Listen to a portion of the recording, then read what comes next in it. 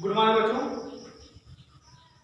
मैं फिर आज आप लोगों के लिए परमीय और अपरमीय ये लेके आया हूँ, जो कि इसका एक वीडियो बन चुका है। उसमें उतना विस्तृत नहीं बताएगा, यहाँ मैं आपको एकदम विस्तृत रूप से इसकी व्याख्या करके और एग्जाम्पल के तौर पर हल करवाऊंगा। ठीक है, चलिए हम लोग देखेंगे कि परमीय और अपरमीय होता क्या है। ठीक है, परमीय और अपरमीय होता क्या है। सबसे पहले हम परमीय को देखेंगे। यानी परमीय वह संख्या होती है, ठीक है, परमीय वह संख्या होती है जिसको हम P बाई Q के रूप में व्यक्त कर सके। यानी कि लिखने के तौर पर अगर देखा जाए, परमीय वह संख्या होती है जिसे P बटे Q के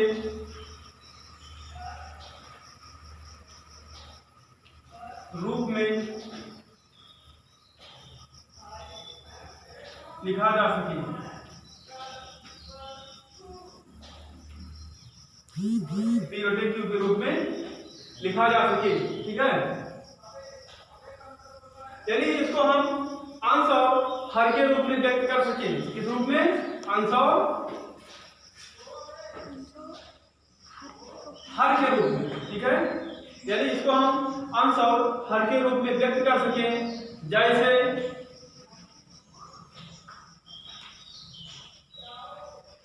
हम कहते हैं 1/2, 3/2 या 4/5 या 6/7 या 8/9, कुछ भी, या 1/1 या हम केवल 2 ही लिख दें तब भी 2, 3, 4, 5, 6 तब भी एक क्या है? एक परमीय है।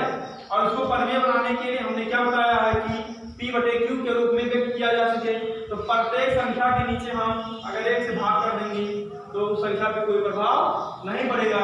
ठीक है, अब यहाँ देखिए 2/1 रूप में लिखा गया। अब ये P बाई Q के रूप में व्यक्त किया जा सका, इसीलिए ये भी एक परमीय संख्या है। यानी कि अगर आप मुझे 3, 4, 5, ठीक है, तब भी ये क्या है? एक परमीय संख्या ही है। ठीक है, या 1/2, 3/2, 4/5, कुछ भी इसके बीच में कुछ भी लिखा होगा। ठीक है, या 1/2 हमने कहा, 1/3, 1/4, 1/5, यानी कुछ भी हो, केवल क्या हो? P बाई Q, यानी कि उसमें क्या होना चाहिए? अंश होना चाहिए और हर होना चाहिए। ठीक है, अंश होना चाहिए और हर होना चाहिए। ठीक है, ये आपका क्या होगा? परमीय संख्या होगी। ठीक है, यानी इस संख्या को हम P बटे Q के रूप में लिख सके या दर्शाया जा सके या व्यक्त कर सके। ठीक है, वो संख्या क्या होती है? परमीय होती है। अब हम लोग देखते हैं अपरमीय। क्या देखेंगे? अपरमीय।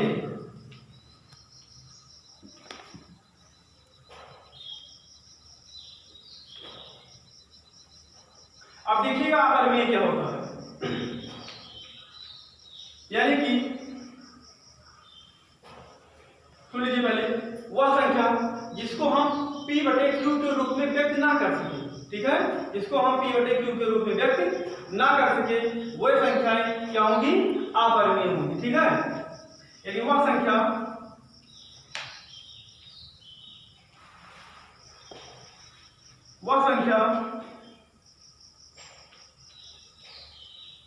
जिसे हम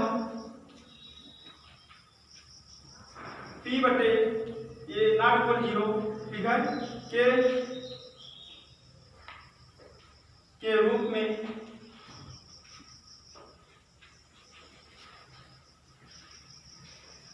व्यक्त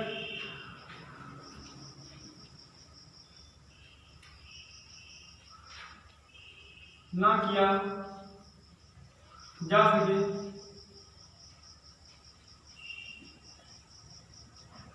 वह संख्याएं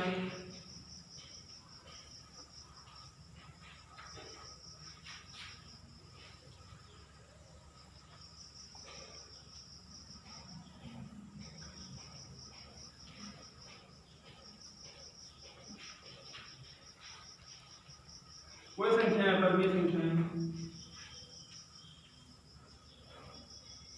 होती है, ठीक है। यानी कि जिसको हम P बटे Q के रूप में व्यक्त ना कर सके, ठीक है, वो संख्याएं अपरिमेय संख्याएं होती हैं, ठीक है। अब इसका उदाहरण देखेंगे, ठीक है, जैसे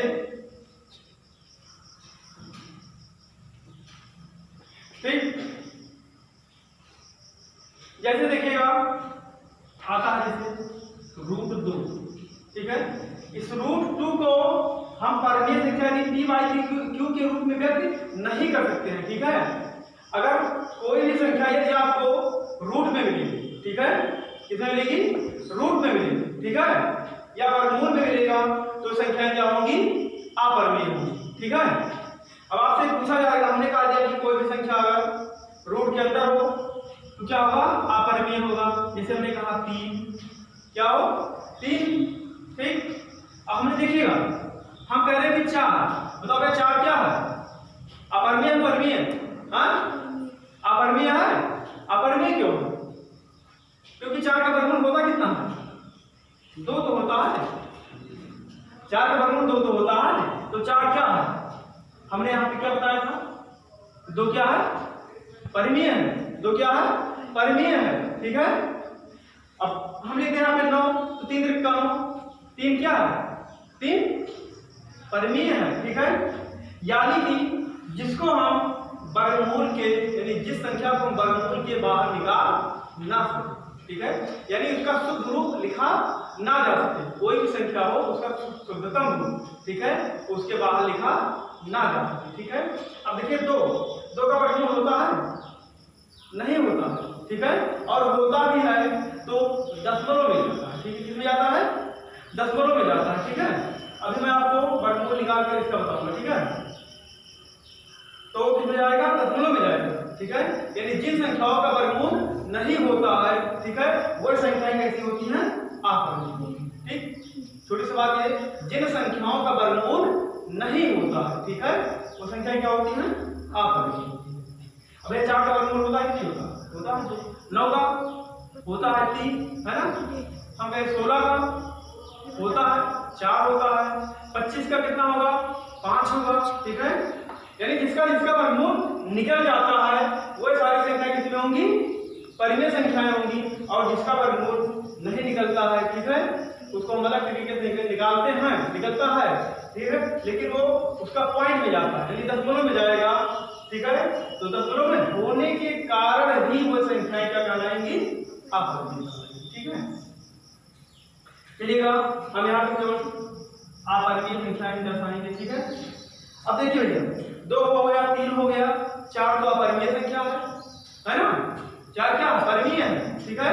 लेकिन हम कहा देखिए 5 क्या है, अपरिमेय है, ठीक है, 5 क्या है, अपरिमेय है।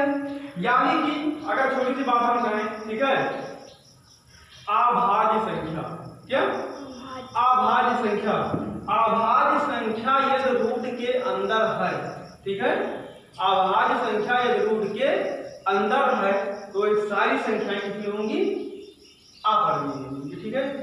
अब अभाज्य संख्याएं कौन संख्या होती हैं, वह संख्या जो केवल 1 से कटे और स्वयं से कटे, ठीक है।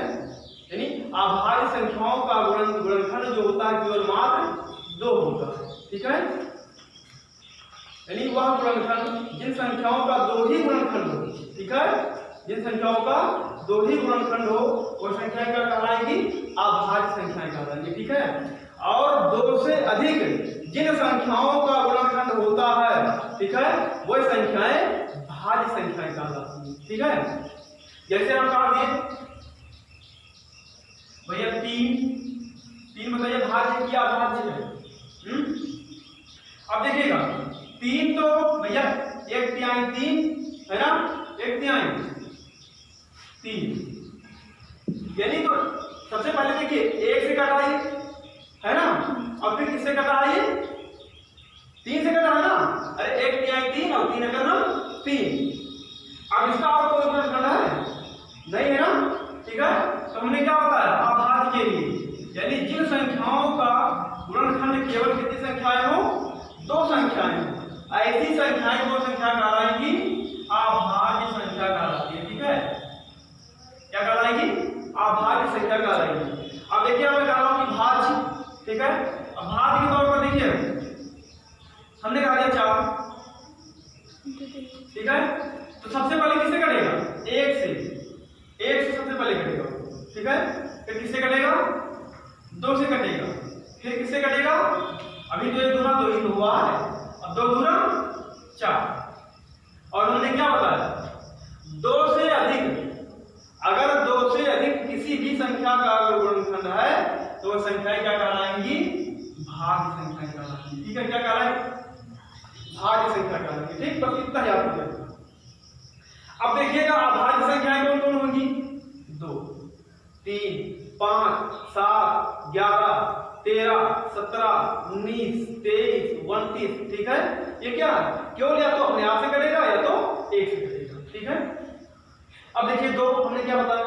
2 भी अभाज्य है। 3 क्या है? 3 भी अभाज्य है। 5 क्या है? 5 भी अभाज्य है ना। ऐसे हमने क्या कहा? हम देखिए हमने कहा जैसे 6 हमने नहीं कहा है ना।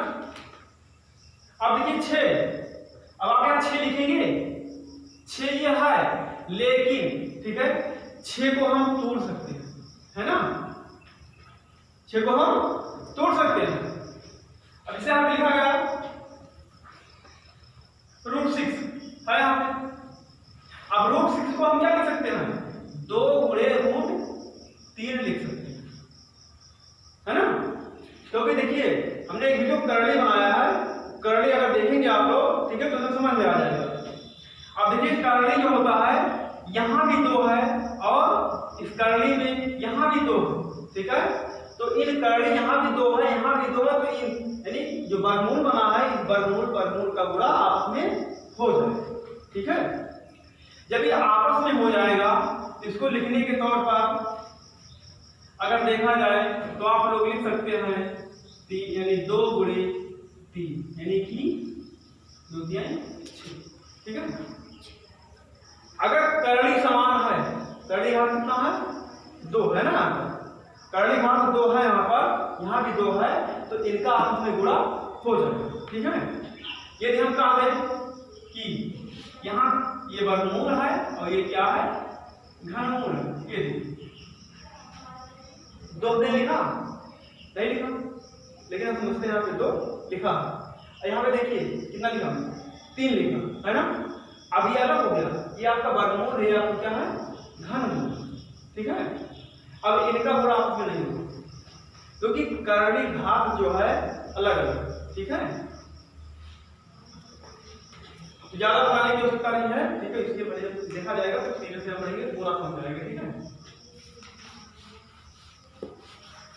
है, अपन्य संख्या को, ठीक है, यानी वह अभाज्य संख्या जो केवल वर्गमूल में हो, अभाज्य संख्या हो और वो कितने हो? वर्गमूल में। ठीक है, आपने क्या बता दी? 2, 3, 5, 7, 11, 13, 17, 19 ये क्या है? अभाज्य संख्या है। और अभाज्य संख्याओं को अब देखिए यहाँ पे 6 लिखा गया था, लेकिन 6 को हम 2 और गुणे 3 में ले सकते हैं, क्योंकि ये देखिए अगर इनका गुणा कर दिया जाएगा तो 6 भी आ जाएगा। ठीक है, अब हमने कहा दिया जैसे 7 मान लीजिए भैया, 11 मान लीजिए। ठीक है, ये संख्या कैसी है? अभाज्य संख्या है। ठीक है,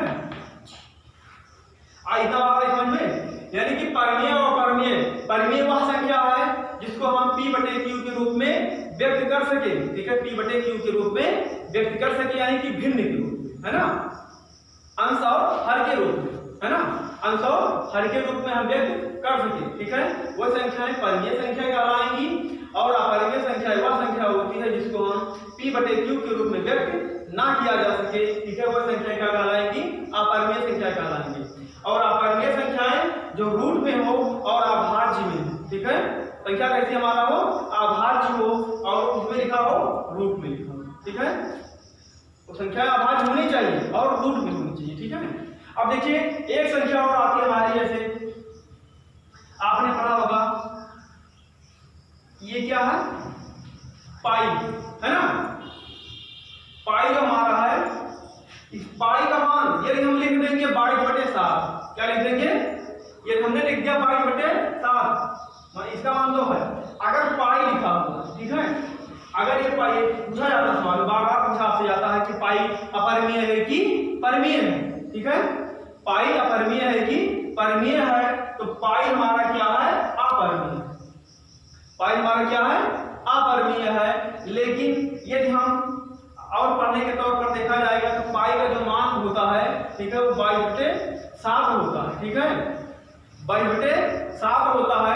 यदि हम 22/7 यदि लिख दें तो ये 22/7 हम लिख दें तो ये संख्या परिमेय नहीं होकर ये संख्या क्या होगी, परिमेय होगी।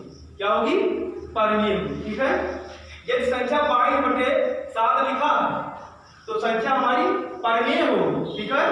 और यदि पाई लिखा हुआ है तो पाई का मान जो होगा वो क्या होगा, अपरिमेय होगा, ठीक है, इतना ध्यान दीजिएगा। अगर केवल पाई लिखा तो अपरिमेय होगा, अगर पाई का मान 22/7 लिखा हुआ है तो क्या होगा, परिमेय होगा, इतना, ठीक है। चलिए आप ध्यान इसको नोट कर